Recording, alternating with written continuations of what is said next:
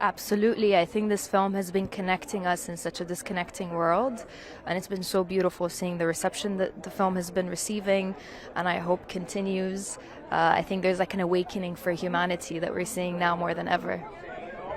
They get the Grammys. Yeah. Talk to me about what that has meant to you, and also sharing a Grammy nomination with Jamie Lawson. Crazy. I mean, it's been a lifelong dream of mine to win a Grammy. You know, I've been a musician my whole life. I started singing when I was 3 years old. So it feels surreal, but everything is happening the way it's supposed to happen. You know, I grew up listening to all different types of music, gospel, soul, R&B, but blues was something that I hadn't really dabbled in too much. And when I got the call and I finally, got the role, I started studying so much. So I learned from, Sun House and B.B. Kings and, Muddy Waters, so many guys. And, I learned about their culture and that music and where it came from. So I'm a big blues fan now, yeah. Yes, I think, there was a moment when I lost faith a little bit in cinema.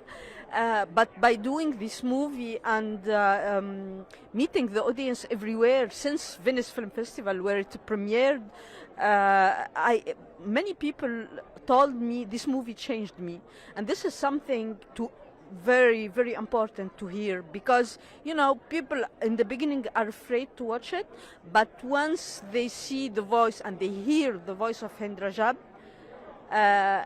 this movie affect them and change them, and I think it's very important.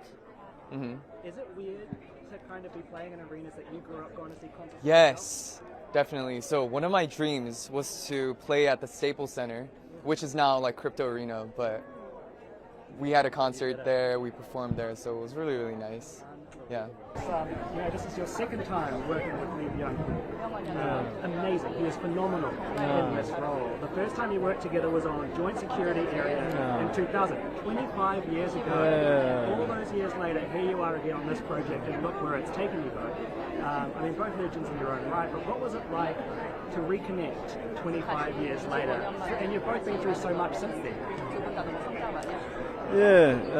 그 JSA라는 작품이 너무 큰 성공을 해서 그 바람에 너무 큰 스타가 되어버렸고, 그가 너무 바빠진 나머지 제가 작품을 할 때마다 각본을 보내곤 했지만 항상 일정이 안 맞았어요.